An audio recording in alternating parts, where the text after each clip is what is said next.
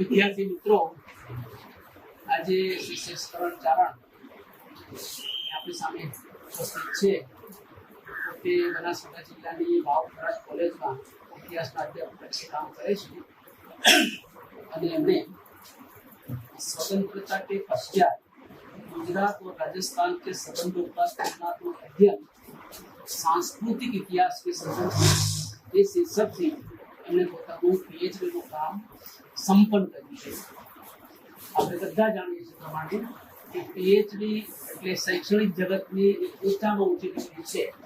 પછી પેલું ડીલીટ ને બધું આ મને બહુ નોંધ લેવાતી નથી, કારણ કે નોકરી મેળવવા માટે ડીલીટ કામ લાગતું નથી, પીએચડી સુધી કામ લાગે છે.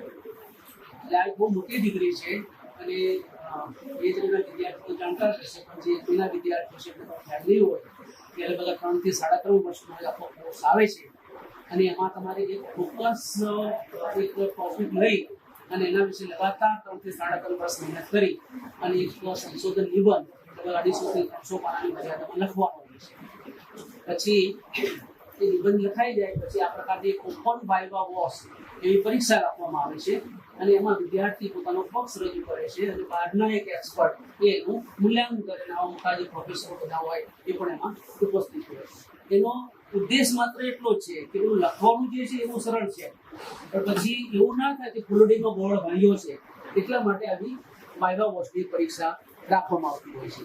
અને એના ભાગરૂપે આજે આપણે આ વિવાહ વોસ યોજ્યો છે અને એના માટે ડૉક્ટર સીસી ચૌધરી સાહેબ, જે પોતે સુરતની વાડિયા વુમેન્સ કોલેજમાં ઇતિહાસના એસોસિએટ પ્રોફેસર છે, એને એમના પરીક્ષક પણ છે, એ પોતે ખાસ વધાર્યા છે. ચૌધરી સાહેબ, આપનું સ્વાગત છે.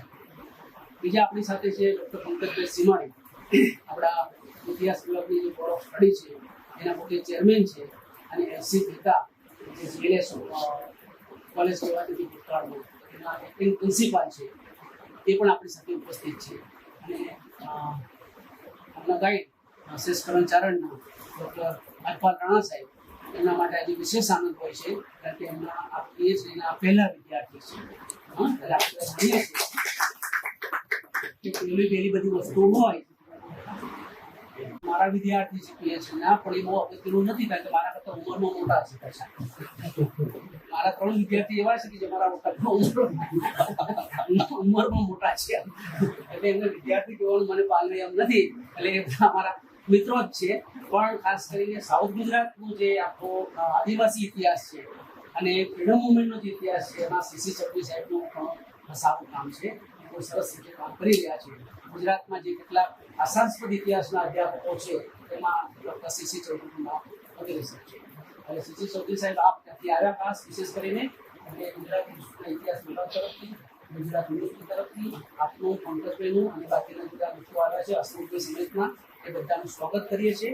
અને સામાન્ય એક રસ્તો એવા પ્રકારનો છે કે આ મેં થોડોક કોબડાટ જે કર્યો એ પતી જાય એ પછી શિક્ષકરણને આપણે વિનંતી કરીશું કે એ લગભગ 12 થી 15 મિનિટમાં 18 મિનિટમાં, આમ તો એના વિશે કલાકો બોલો તો ઓછું છે અને 5-10 મિનિટમાં પણ આપણે રજૂઆત થઈ શકે એમ.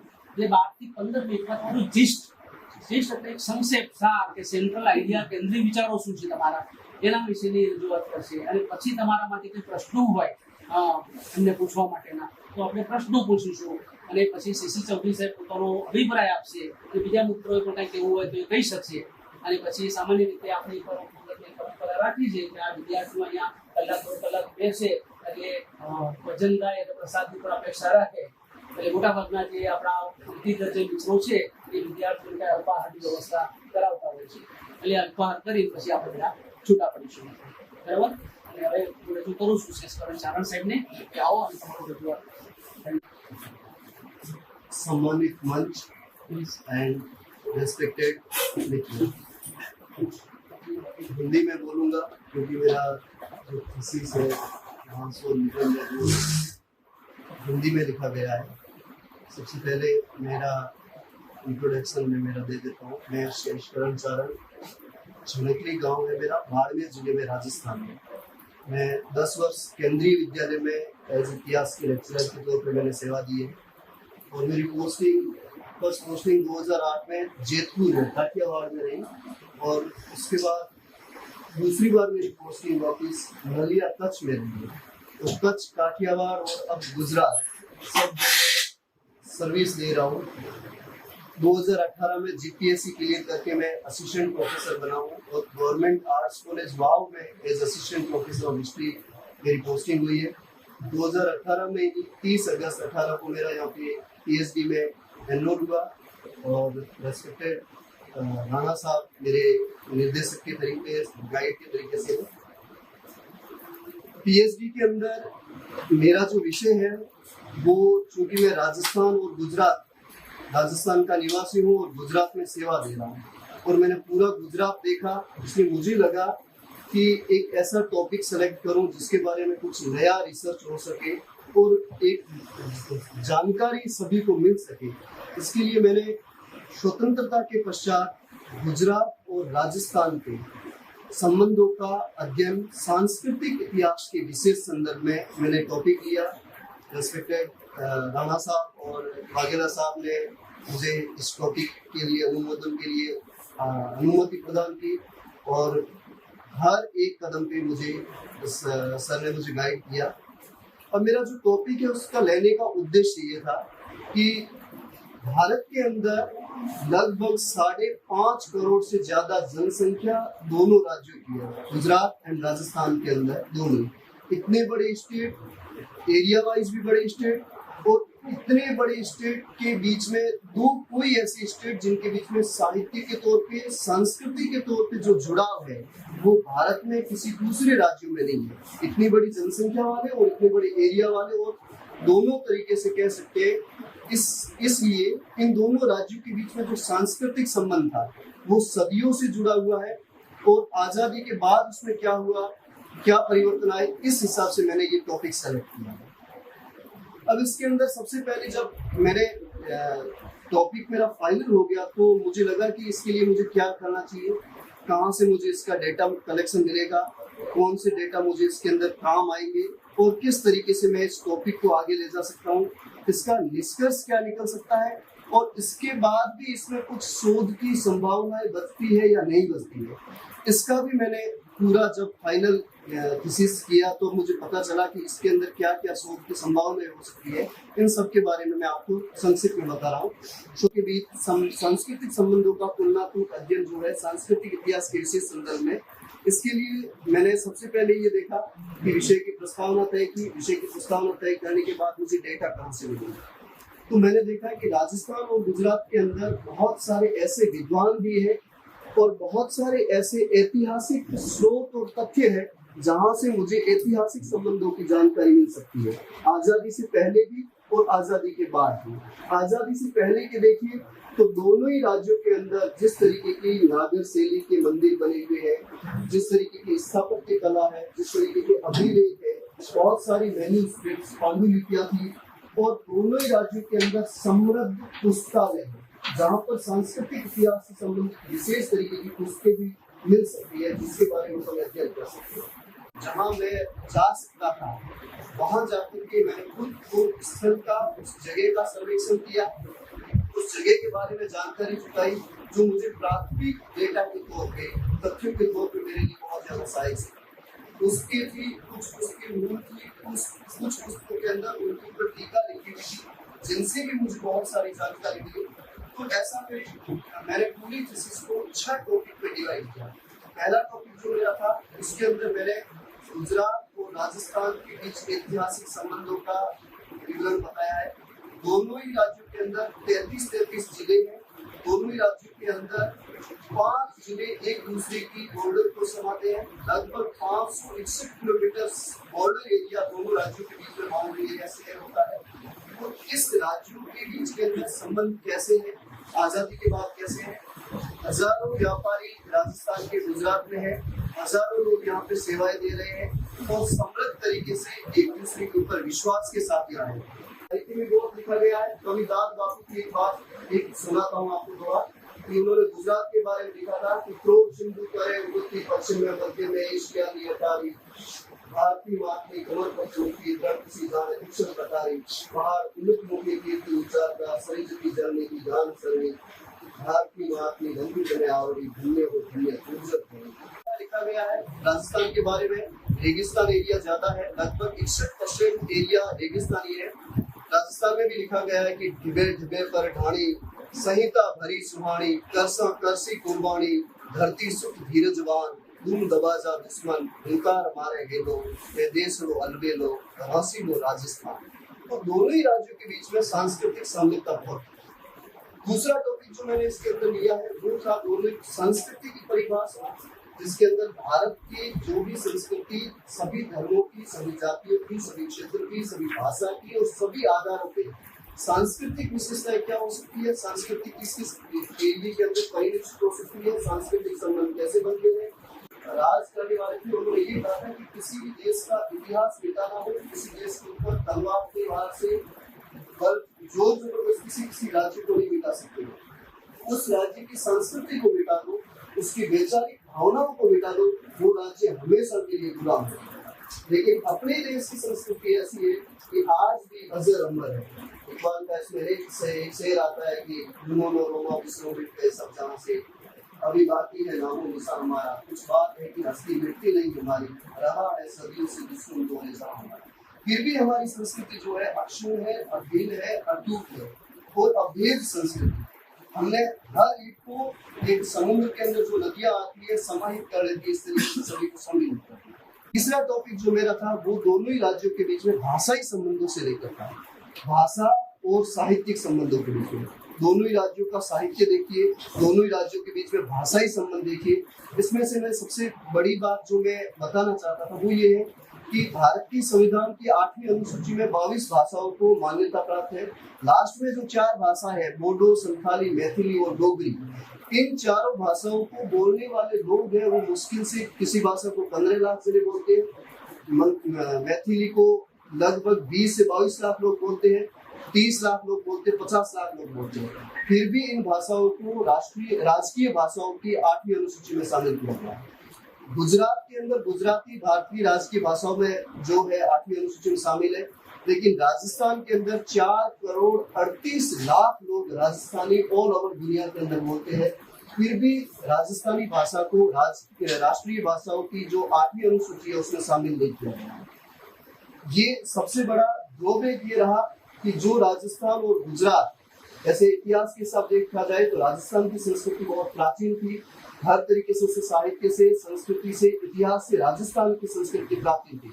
लेकिन भाषाई प्रश्न अथवा सत्ता का सहारा न मिलने के कारण, सत्ता की तरफ से, सरकार की तरफ से भाषाओं को संरक्षण न मिलने के कारण मैंने ये देखा है कि राजस्थान की संस्कृति हिंदी भाषी ज्यादा होती जा रही है और उसकी जो मूल थी वो धीरे धीरे हम भूलते जा रहे हैं।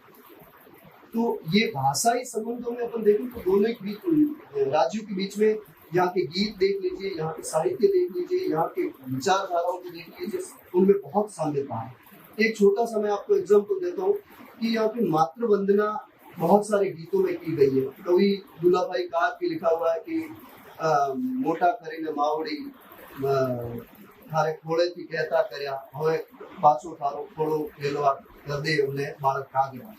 इसी तरीके से राजस्थान में कवि ईश्वरदास जी ने लिखा है कि माँ देवी तू बम्बरे डूंगरे वन बने देवी थूंबड़े लींबड़े थन थले देवी झंगरे छाछरे झप झपे देवी अंबरे अंतिक्षे ओलंबे देवी निर्जर तरवरे लगे जिसे देवी दिसे और दिसे देसे विदेसे देवी सागर बिखरे आप संगे देवी देहरे घरे देवी दुर्गे। मतलब दोनों ही साम्यताएं हैं। यहाँ के विरह गीत देख लीजिए, यहाँ के प्रेम गीत देख लीजिए, यहाँ के विदाई गीत देख लीजिए, यहाँ का साहित्य देख लीजिए, दोनों ही राज्यों में बहुत ज्यादा साम्यता है। मूर्ति कला से संबंधित था, दोनों ही राज्यों के अंदर नागर शैली के बने हुए बहुत सारे मंदिर है, दोनों ही राज्यों के अंदर बहुत सारे ऐसे भवन है जिनके बीच में बहुत सारी साम्यता पाई जाती है। दोनों ही राज्यों के अंदर ऐसे बावड़ियां हैं, ऐसे स्मारक है, ऐसे शिलालेख है जिनके अंदर भी बहुत सारी साम्यता मिली हुई है। तो इससे हम ये जानते हैं कि आजादी से पहले भी और आजादी के बाद भी दोनों राज्यों के बीच में सांस्कृतिक संबंध बहुत मजबूत है। 5वां जो टॉपिक था मेरा वो दोनों ही राज्यों के पर्व, त्योहार, मेले जितने भी होते हैं उनसे रिलेटेड है। दोनों राज्यों में बहुत सारी साम्यता पाई जाती है। बेणेश्वर का जो आदिवासियों का गंगा गायत्री का मेला कहलाता है, वहां पर आप देखिए हजारों गुजरात से लोग राजस्थान आते हैं, राजस्थान के लोग गुजरात के अंदर आते हैं, हजारों लोग राजस्थान के अंदर कोई भी धार्मिक स्थल हो, किसी भी धर्म का हो, वहां पर यहाँ से लोग आते हैं, वहां से लोग यहाँ पर हर एक विविध धार्मिक स्थल की यात्रा करते हैं। इससे बीच में भी सांस्कृतिक संबंध बहुत मजबूत हुए हैं। और इसके अलावा दोनों राज्यों के अंदर जो देवी देवता विशिष्ट व्यक्तित्व जिन्होंने राज्यों की संस्कृति के अंदर बहुत बड़ा योगदान दिया है, उनके बीच में भी बहुत सारी साम्यता है। इतना किसी दो राज्यों के बीच में इतनी बड़ी एरिया पे संपर्क नहीं है। और छठा मेरा जो टॉपिक है कि दोनों ही राज्यों के अंदर किस तरीके से विकास हुआ है, आजादी के बाद किस तरीके से ग्रोथ हुई है। गुजरात हमेशा समृद्धिशाली एरिया रहा है आजादी से पहले से लेकर, क्योंकि समुद्री लगभग 1600 मीटर एरिया भारत का 1600 किलोमीटर एरिया समुद्री सीमा गुजरात को छूता है। यहाँ से व्यापारिक इनलैंड अंतर्देशीय व्यापार होता है। तो राजस्थान और गुजरात के बीच में व्यापारिक संबंध पहले से थे। आजादी के बाद विविध क्षेत्रों के अंदर गुजरात के अंदर आप देखिए पर्यटन सबसे बड़ा व्यवसाय बना हुआ है। यहाँ से लोग राजस्थान आते हैं, राजस्थान से लोग गुजरात में आते हैं। यहाँ पे आप किसी भी तरीके की मिठाई की दुकानें देखोगे, खान पान की दुकानें देखोगे, आपको राजस्थान के बहुत सारे मिठाई खान पान बनाने वाले लोग यहाँ पे मिलते हैं। यहाँ की जो फाफड़ा जलेबी है वो अब राजस्थान में भी पहुंच गई है और वहाँ पे भी लोग इसको बड़े चाव से खाते हैं। कहने का मतलब कि आजादी के बाद भी दोनों राज्यों के बीच में व्यापार इतना बड़ा है, सिर्फ इस एरिया के लिए नहीं, जितने भी माइनिंग एरिया है राजस्थान के अंदर, Rajasthan state minerals and mines, तो यहाँ पे GMDC है, वहाँ पे रिको है, तो यहाँ पर औद्योगिक park, dry zone area, port area है जहाँ पे बहुत सारा व्यापार वाणिज्य हो रहा है और दोनों ही राज्यों का विकास हो रहा है। तो ये मेरे 6 टॉपिक थे। इन 6 टॉपिक के बाद मैंने निष्कर्ष ये निकाला कि दोनों ही राज्यों के बीच में सांस्कृतिक संबंध आज भी उतने ही मजबूत बने हुए हैं। दोनों ही राज्यों के बीच में एक दूसरे से भरोसा जुड़ा हुआ है और दोनों ही राज्यों के लोगों के बीच के अंदर दूसरे किसी एरिया में जाने के बजाय यहाँ नौकरी करना, व्यवसाय करना, काम करना ज्यादा पसंद करते हैं। दूसरा उद्देश्य ये देखा कि गुजरात ने भारत को 2 प्राइम मिनिस्टर दिए हैं, गुजराती भाषा को राजकीय प्रशय मिला हुआ है। अब गुजरात की संस्कृति दुनिया के स्तर पर वर्ल्ड वाइड एरिया में फैलती जा रही है, लेकिन राजस्थान की वही संस्कृति जो गुजरात से पहले थी वो धीरे धीरे राजकीय भाषा में शामिल नहीं करने के कारण हमारी मूल संस्कृति को मैंने व्यक्तिगत ये अनुभव किया है कि हम हिंदी भाषी हो गए। हमारी जो ओरिजिनल संस्कृति है उसको धीरे धीरे हम कम करते जा रहे हैं, जबकि गुजरात की संस्कृति बढ़ती जा रही है। भाषा को अगर राजकीय प्रशय मिले तो संस्कृति को वापस पुनर्जीवित किया जा सकता है और अंतर रिलेशन बहुत ज्यादा और अच्छे बन सकते हैं। अगर जो निष्कर्ष मैंने इसमें और निकाले उसमें मैंने ये देखा है कि राजस्थान के अंदर सिर्फ पर्यटन के हिसाब से लोग गुजरात से आते हैं, जबकि राजस्थान में अब देखा जाए तो औद्योगिक विकास खूब हो रहा है। ये जो डेजर्ट एरिया जहाँ पहले पानी को घी की तरह यूज किया जाता था, वहाँ पर अब इतनी सारी केएल एनर्जी रिफाइनरी है, पेट्रोलियम निकल रहा है, नेचुरल गैस निकल रही है।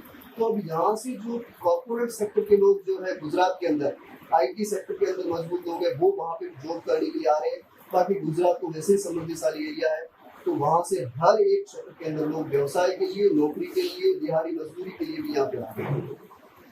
और अब इसके अंदर और संभावनाएं क्या हो सकती है? बहुत सारे एरिया ऐसे अछूत रह गए, मतलब छूट गए हैं, हाशिए पे है, जहाँ पर उनको मुख्य धारा में शामिल नहीं किया गया। कच्छ इतना बड़ा एरिया है, कच्छ के अंदर जो कच्छ की कला है, वहाँ की जो प्रिंट है, वो उसको वर्ल्ड वाइड लेवल पे ले जाया जाए तो वो बहुत ज्यादा परिलक्षित होती है। और इसी तरीके की सेम बाड़मेर, जैसलमेर, बीकानेर जो ये बॉर्डर एरिया है, इसके अंदर मैंने ये देखा है कि यहाँ से भी कच्छ की, बनासकांठा की और बनासकांठा और कच्छ एरिया स्पेशली, इनके बीच में बहुत ज्यादा साम्यता है। राजस्थान के अंदर जोधपुर, जयपुर जैसे जो इंडस्ट्रियल एरिया, उसी तरीके से यहाँ हम देखते हैं तो अहमदाबाद है, बड़ौदा है, सूरत है, ये भी काफी डेवलप एरिया है। उदयपुर जो है वो हिस्टोरिकल भी है और नेचुरल दृष्टि से है, तो साउथ गुजरात के बहुत सारे एरिया जो यहाँ पे नेचुरल है, उनकी बहुत सारी जानकारी एक दूसरे को हम अभी भी दे सकते हैं। इसके बारे में शोध की अभी बहुत सारी संभावनाएं बची हुई है। और इसके बाद एक मित्र जो PhD के लिए है, MA के लिए, मैं आपके लिए 2 मिनट बता दूं कि कोई भी ये PhD की डिग्री सिर्फ डिग्री नहीं है, ये जिंदगी का एक बहुत महत्वपूर्ण पहलू होता है, नौकरी के लिए भी और अपने व्यक्तिगत विकास के लिए भी। इसको अगर अपन जिम्मेदारी के साथ काम करें तो ये हमारे जिंदगी का बहुत बड़ा एक रोल प्ले करती है। इसके अंदर सबसे पहले क्या होता है, प्रोसेस विद्वान जन है, अपन को हर बार बताते ही है, लेकिन जब भी अपन एक टाइटल सेलेक्ट करें, जो भी टॉपिक हो उसकी एक प्राकल्पना करनी चाहिए, अपने माइंड में एक हाइपोथेसिस होनी चाहिए। उसके बाद अपन को लगना चाहिए कि ये टॉपिक है, इसमें क्या संभावनाएं बन सकती है भविष्य के लिए। उसके बाद उसका डेटा एकत्रीकरण किया जाना चाहिए। डेटा एकत्रीकरण करके हमको प्राइमरी सोर्स के डेटा कहाँ से मिल सकते हैं, सेकेंडरी सोर्स के डेटा कहाँ से मिल सकते हैं, इन सारे डेटा को एकत्रित करके हम हमारे टॉपिक को आगे बढ़ा सकते हैं। इसके अलावा जिस टॉपिक से संबंधित अपन जो महाशोध कर रहे हैं उससे संबंधित हमें पूर्व में कोई इससे संबंधित क्या संभावना थी, किसी ने रिसर्च किया है, उनका सहारा लेना उनका हमें जरूरी होता है, और वर्तमान में हम उसमें क्या करने जा रहे हैं और भविष्य में उसके लिए क्या संभावनाएं बनी रह सकती है। इसके लिए हमको किसी भी पूर्व में किए हुए शोध की समीक्षा होनी चाहिए, अपने पास बुक रिव्यू होना चाहिए, ये बहुत जरूरी है। और उसके बाद भविष्य में इसके लिए क्या संभावनाएं छोड़ सकते हैं ये भी बताना बहुत जरूरी है। तो ये पीएचडी के लिए खास होता है, 4 वर्ष की मेहनत होती है। 4 वर्ष के अंदर जवाबदारी और जिम्मेदारी के साथ हम काम करें तो हमारी जिंदगी के अंदर बहुत बड़ा एक भूमिका अदा कर सकते हैं। ये डिग्री सिर्फ सामान्य डिग्री नहीं है, आपकी जिंदगी की मानसिक विचारधारा, आपकी जिंदगी के नए पक्षों को मजबूत करने वाली होती है।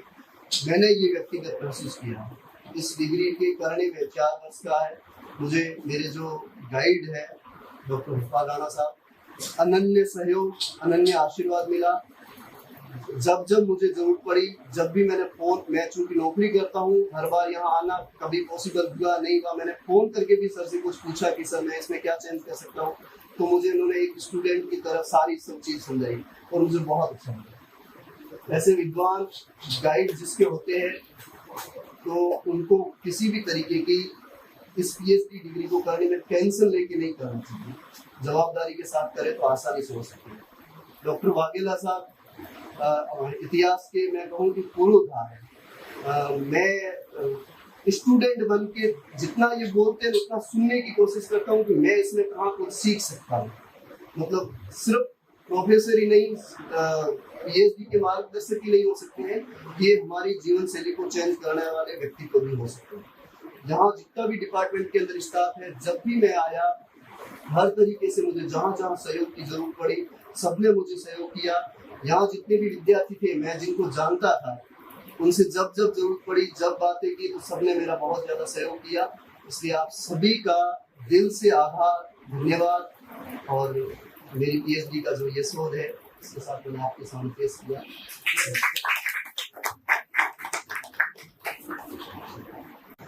यूनिवर्सिटी समाज विद्या भवन आयोजित पीएचडी वाइवा वॉइसના કાર્યક્રમમાં મને સુરતથી આમંત્રણ આપ્યું છે બદલ સૌથી પહેલા યુનિવર્સિટી ઇતિહાસ વિભાગનો વડા સ્ટડીનો આભાર માનું છું। ઇતિહાસના બોર્ડના chairman board of સ્ટડીના Amrutbhai, professor અને હેડ ડૉક્ટર રામભાઈ જો વાઘેલા, ગાઈડ તરીકે કામગીરી બજાવી છે એવા ડૉક્ટર હરપમ રાણા, ઉપસ્થિત અન્ય કોલેજોમાંથી ઇતિહાસના એવા પ્રોફેસર હસમુખભાઈ, ડૉક્ટર સાહેબ અને ઉપસ્થિત પીએચડીના અને એમએના વિદ્યાર્થીઓ આવતા છે અને આવવાની છે કે અમે અને આમંત્રણ આપી આપણે જે જર્ની કરી અત્યારે શેષકરણે ખૂબ સરસ રીતે એની રજૂઆત કરી કે આપણને શરૂઆત કેવી રીતે થઈ, અંત કેવી રીતે લાવે છે।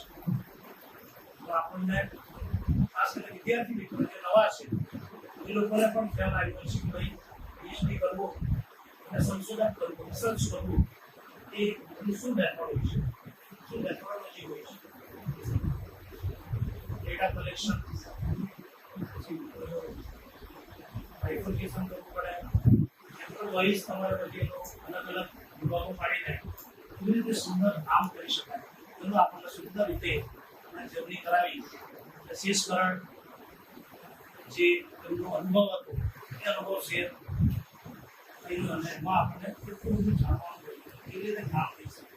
આવનાર દિવસોમાં તમે બધા જ આમાં સંશોધનમાં આવવાના છો, પીએચડી કરોગે ન કરો તો તમે ટીચર હશો, આર્ટિકલ લખશો, લેખો લખશો, તો આ મેથડ, આ જ પદ્ધતિ તમને કામ આવશે। અને એમાં તુલનાત્મક જે અભ્યાસ છે તો કોઈ પણ દેશની સંસ્કૃતિ અને સભ્યતા કેટલો મોટો આધાર રાખે છે. આજે યુક્રેનમાં જે થઈ રહ્યું છે એક ઉદાહરણ કે એ લોકો સભ્યતા સંસ્કૃતિ ઓળખી શક્યા નથી. એટલે કેટલો મોટો ઇમ્પોર્ટન્ટ છે. ઇતિહાસ કેટલો મોટો પ્રભાવ પાડી શકે છે આખા વિશ્વ પર. અને એવું આપણે ઉદાહરણ જોઈ રહ્યા છે કે આવી દશા થાય, એકબીજાની સંસ્કૃતિ આપલે ન થાય તો કેટલી વિનાશ થઈ શકે, વિશ્વ યુદ્ધો પણ થાય છે. અને એ તરફ આપણે જઈ પણ રહ્યા છીએ. એટલે આ જે ટોપિક, આ જે વિષય એમણે લીધો છે એ ખરેખર ખૂબ ઉપયોગી છે કે ભાઈ પડોશી રાજ્ય, પડોશી દેશ એ જ તમારું મુશ્કેલીઓનો સમય આવશે. આપણા કુટુંબમાં કે આપણા સોસાયટીમાં પણ એ જ કામ આવે છે. આપણને સૌથી પહેલો સગાવાળા તો દૂર હશે, પડોશી પહેલો મદદ કરશે. એટલે આ જે સંસ્કૃતિ છે બે રાજ્યો વચ્ચેની તુલનાત્મક એમનો જે અભ્યાસ છે તો એકબીજા પર કેટલું મોટું ડિપેન્ડ હોય છે વેપારની દ્રષ્ટિએ, સાંસ્કૃતિક દ્રષ્ટિએ. તો મારું કહેવાનો આશય છે કે આવો એક અલગ ટોપિક એમણે પસંદ કર્યો છે.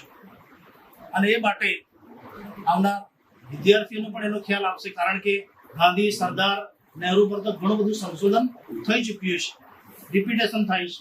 એટલે આવા કંઈક નવા ટ્રેન્ડ હવે જરૂરી છે. જેવી રીતે અરુણભાઈ વાઘેલા સાહેબ સબલ્ટન હિસ્ટ્રી પર કેટલું મોટું યોગદાન છે અને એમની પાસેથી જ, એ મારા ગાઈડ હતા, એમની પાસેથી ઘણું બધું શીખ્યું. અને વિદ્યાર્થી તરીકે તમારે આજીવન શીખવાનું જ છે. આજે પણ અમને હું શીખું છું અને આજે પણ મને પકડાવે તો જરૂર એનું સાંભળીશ અને આજે પણ એ પ્રમાણે હું એનું જે કંઈક સજેશન હોય સ્વીકારું છું.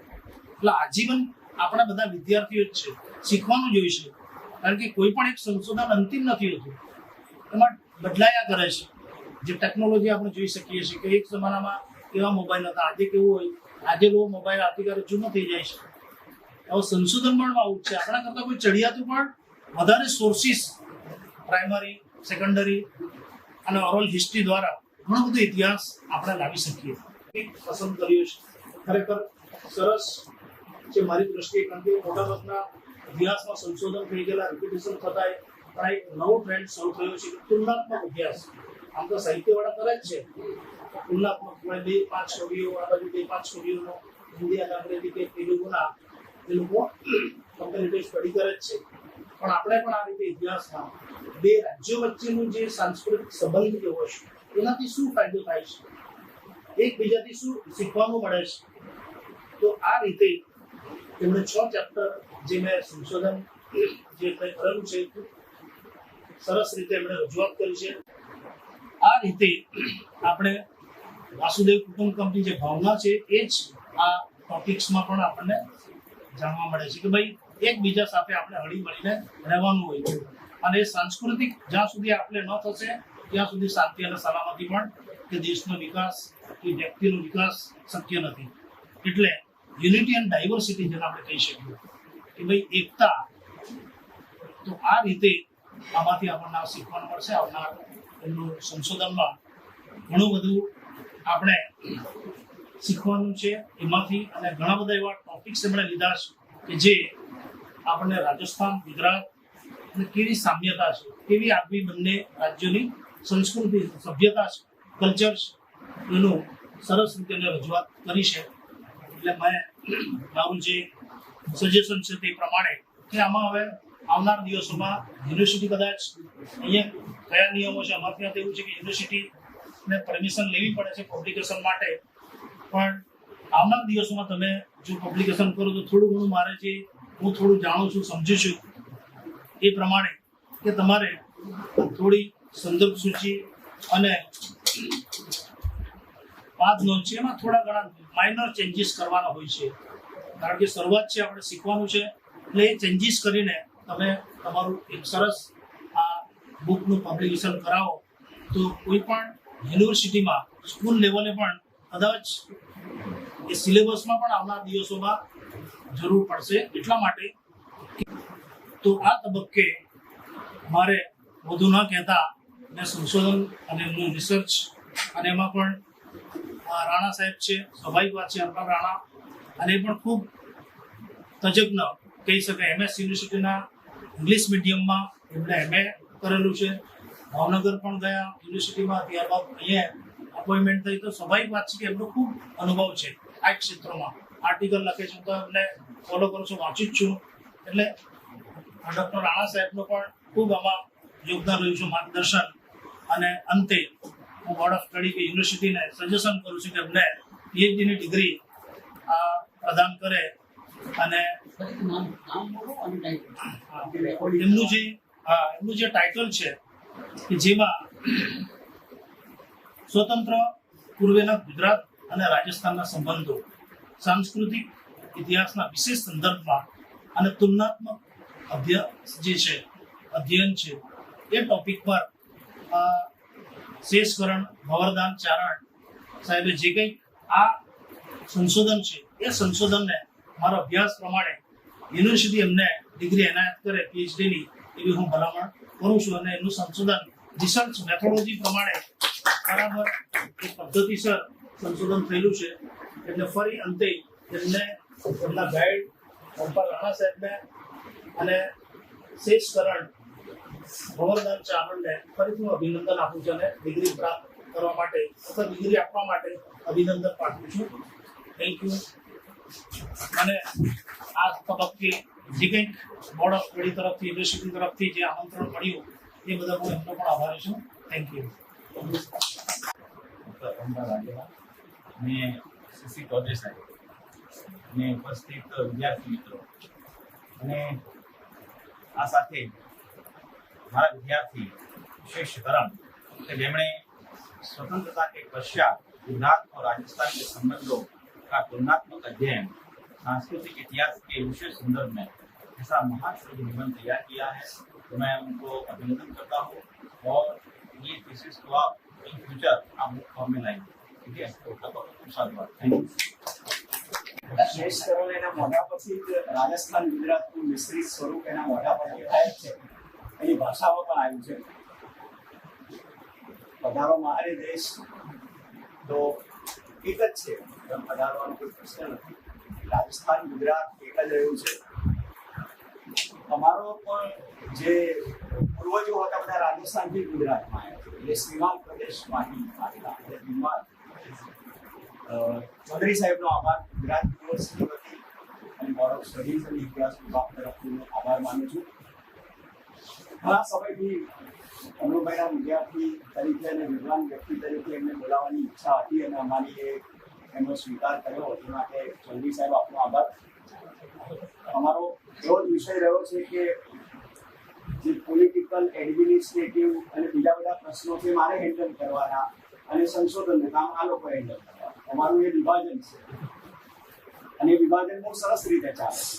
એમાં કોઈ ડિસ્ટર્બ અમને કરે એવું યુનિવર્સિટીમાં શક્ય નથી અને સંશોધન ના કરે એવું આ લોકો ચલાવી લેવાનું. એટલે બંનેનું અમારું કોઓર્ડિનેશન અમે ચાલુ રાખ્યું છે. એટલે જે વિદ્યાર્થીઓના હજી બાકી છે એટલે વિદ્યાર્થીઓના અમે મોકલેલા છે, હજી કશું આવ્યું નથી. અમુક નિયમો પ્રમાણે અમારે મોકલવા પડે તો એ ખૂબ ફાસ્ટ ડેવલપ અમે કરી રહ્યા છીએ. એનો બહુ ફોર્માલિટીઝ હોય છે. તમને ખાલી હું કહું ને તો પણ મોટું લિસ્ટ પડે, પણ અમે બધું મોટા ભાગે ફોનથી બતાવી દેતા. સાહેબને ફોન કરે, સાહેબ વોટ્સએપ કર્યું, જરા યસ કરી સહી કરી મોકલો ને, એટલે સાહેબ ત્યાંથી સહી કરી મોકલે એટલે ઇન્ટિગ્રેટલી જ મોકલી. નહીતર એ 15 દિવસ મહિનાનો સમય જાય. ઘણા બોર્ડના ચેરમેન તો એવા હોય કે નામ જ ના આપે, મહિને 2 મહિને મેં કોરામાં સહીઓ કરી એમની પાસે ઝઘડો જ પડ્યો હોય. એમને જેને બોલાવવા બોલાવી લિસ્ટ આપતા હોઈએ છીએ. એ ફોર્માલિટીઝ કહેવાય. એ ફોર્માલ તમે લોકો કામ કરો. અમારી જવાબદારી એવી હોય છે. તમારી હા છે આ વિદ્યાર્થીનું તમે તપાસો એટલે એ હા લખે. ઘણા કેસમાં તો મેં લખીને આપી દીધું હોય કે મારી સાથે ફોનથી વાત થઈ ગઈ, આપણે મોકલી દેવા. ફોર્માલિટીઝ છે અને સ્વાગત કરવા માટે